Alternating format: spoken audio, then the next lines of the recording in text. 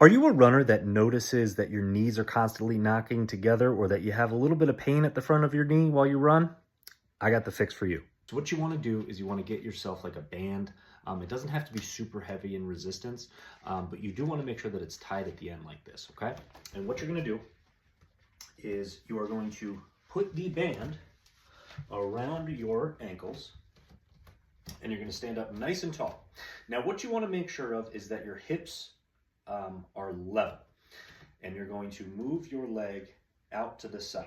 Now what I don't want to see is you doing something like that and trying to like compensate for a weakness at the hip. Okay, you want to maintain pretty stable, move the leg out to the side, make sure that the foot stays pointed forward. You don't want it turning out to the side. Okay, the reason why the hip abductor, the glute medius muscle, is so important for runners is because when we're in a single leg position, the job of the glute medius muscle, which is right here on the outside of the hip, is to keep the pelvis level. As soon as this muscle out here is laxed or not strong, what's going to happen is you're going to start going out to the side like this. Now, if you look at my knee position between those two locations, falling over.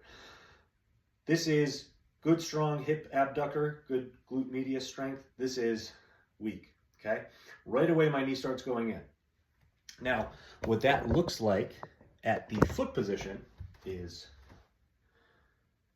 nice strong hip, weak, okay? Going down, good foot pattern, weak.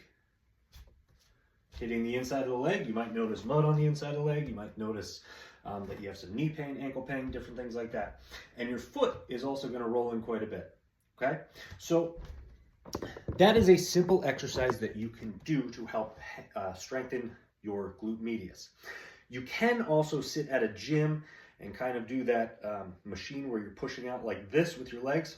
Only problem is when you're running, your hips are never up in that position, right? Like so rarely. I mean, if you're sprinting like top speed, you might get up to that height, but when you're just like running distance, that's about your range.